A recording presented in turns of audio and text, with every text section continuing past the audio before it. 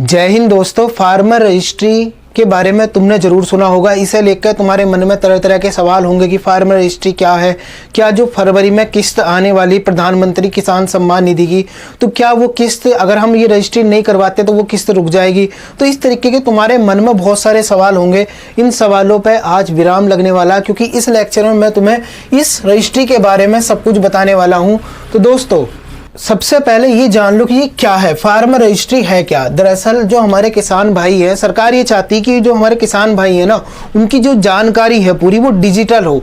एक अभी तो जो भी सारी जानकारी कागजों पर होती है, खसरा खतौनी देखी होगी तुमने, तो उसी तरीके से सरकार ये चाहती है कि जो सारी जानकारी है हमारे किसान भाइयों की वो क्या हो जाए, डिजिटल हो जाए, यानी कि उसके बारे में सारी जानकारी एक डिजिटल प्लेटफॉर्म पर उपलब्ध हो जाए। इसका यही उद्देश्य है अभी फिलहाल किसका, सरकार का, कि इसी वजह से उसने फार्मर रजिस्ट्री शुरू करी। लेकिन दोस्तों अभी ये पूरे देश के अंदर फार्मर रजिस्ट्री नहीं चल रही, कुछ ही राज्यों में फार्मर रजिस्ट्री करी जा रही, जैसे तुम्हारा उत्तर प्रदेश हो गया, मध्य प्रदेश हो गया, महाराष्ट्र हो गया, राजस्थान हो गया। तो इन राज्यों में भी क्या चल रही, फार्मर रजिस्ट्री चल रही। हो सकता है आने वाले टाइम में पूरे देश में ये देखने को मिले। लेकिन अभी देखो फार्मर रजिस्ट्री तो ये कर रहे हैं, लेकिन एक दिक्कत अभी आ रही, क्या आ रही मैं अभी उसके बारे में बताऊंगा। देखो इससे क्या होगा, जब तुम फार्मर रजिस्ट्री कर लोगे तो किसानों की एक यूनिक आईडी बन जाएगी। क्या हो जाएगी, यूनिक आईडी। जैसे तुमने आधार कार्ड देखा होगा, हर व्यक्ति का अपना एक आधार कार्ड है ना, जैसा हर परिवार का अपना एक राशन कार्ड है, तो उसी तरीके से हर किसान की एक यूनिक आईडी बन जाएगी। और उस यूनिक आईडी को बनाने का सरकार का उद्देश्य क्या है ये जान लो पहले।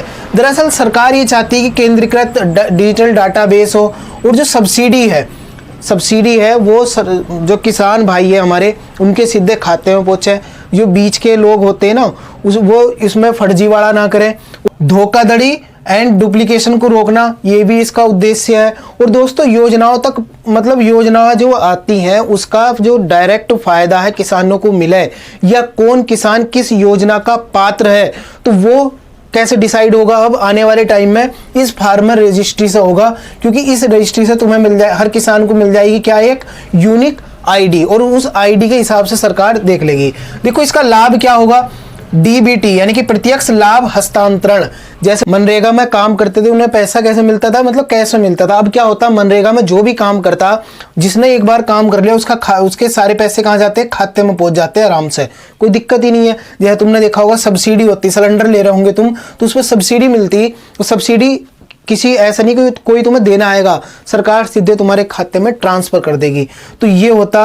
और योजनाओं तक पहुंच, जितनी सरकार की जैसे कि प्रधानमंत्री किसान सम्मान निधि है या फसल बीमा योजना है, इन योजनाओं तक सीधी पहुंच हो जाएगी किसकी, किसानों की। और सरकार एक क्लिक पे, यानी कि एक क्लिक पे जान लेगी कि ये किसान किस योजना के पात्र है और किस योजना का इसे फायदा मिलना चाहिए। तो देखो इससे क्या होगा, पारदर्शिता बढ़ेगी और धोखाधड़ी जैसी चीजें रुकेंगी। अब देखो इसके लिए पात्रता क्या है। देखो अगर मैं उत्तर प्रदेश की बात करूं तो उत्तर प्रदेश के जो किसान भाई है वो इसके लिए पात्र हैं। और बटाईदार एंड किराएदार किसान की, मतलब जो बटाईदार और किसान, जो किराएदार किसान है वो भी राज्य की नीति के अनुसार पंजीकरण करा सकते हैं, तो ये भी इसके अंतर्गत आता। अब देखो कहाँ पे जाके तुम मतलब ये फार्मर रजिस्ट्री करा सकते हैं, तो ये वेबसाइट यहाँ पे लिखी हुई है https://upfragristack.gov.in पे जाकर तुम कर सकते हो। लेकिन एक दिक्कत यहाँ पे ये आ रही है, अभी तुम्हें जरूरी नहीं किसी जन सेवा केंद्र पर जाकर कराना। तुम चाहो तो अगर तुम थोड़े बहुत भी मतलब जानकारी रखते हो इस चीज की, तो तुम इस पे अपने आप जाकर घर बैठे भी कर सकते हो। लेकिन एक दिक्कत तुम्हारे सामने आएगी। वो दिक्कत क्या है कि जब तुम इसे करोगे शुरुआत में तो रजिस्ट्रेशन तुम्हारा हो जाएगा। जब तुम इसे खोल लोगे साइट को, तो वहां पे तुमसे आधार कार्ड मांगेगा, मोबाइल नंबर मांगेगा, नाम वगैरह पूछेगा, फिर एक ओटीपी आएगा, तो तुम्हारा रजिस्ट्रेशन हो जाएगा ओटीपी के बाद, है ना। लेकिन इसके बाद जब आगे की डिटेल भरी जाती है तो फिर से वो ओटीपी जनरेट होता। जब वो ओटीपी जनरेट होता, वही ओटीपी आ नहीं पा रहा। जैसा अगर मान लो अब मैं ओटीपी जनरेट करूंगा तो वो ओटीपी रात के टाइम पहुंचेगा। तो इस वजह से किसानों को बहुत दिक्कत हो रही है। और जो जनसेवा केंद्र वाले हैं वो क्या कर रहे हैं, बेचारे रात भर जाग के क्या कर रहे हैं, किसानों की फार्मर रजिस्ट्री कर रहे हैं।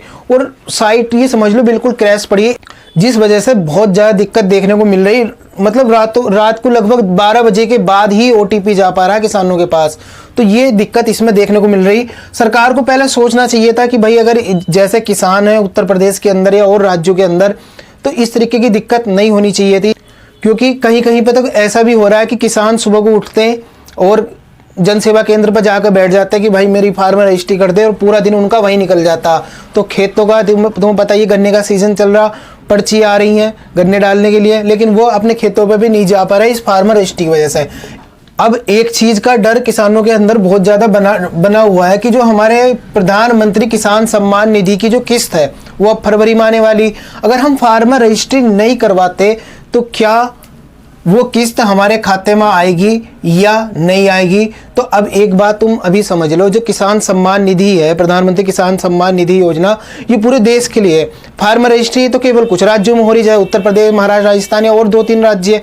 तो अब तुम इस चीज़ से आइडिया लगा लो कि वो जो किसान सम्मान निधि पूरे देश के किसानों के लिए जो किस्त है वो केंद्र की सरकार तो, मतलब राज्य की सरकार तो भेजती नहीं, केंद्र की सरकार भेजती। तो केंद्र की सरकार ऐसा तो नहीं करेगी भाई तुमने फार्मर रजिस्ट्री नहीं कराई और तुम्हारे राज्यों में तो हो भी नहीं रही। मान लो क्या ले लो, तुम उत्तराखंड ले लो और उत्तराखंड के किसानों से कहे कि तुम्हारे यहाँ पर फार्मर रजिस्ट्री नहीं हो रही, तुम्हारे यहाँ पर क्या भेज रहे हैं हम, किसान सम्मान निधि तुम्हारे किसानों को दे देंगे।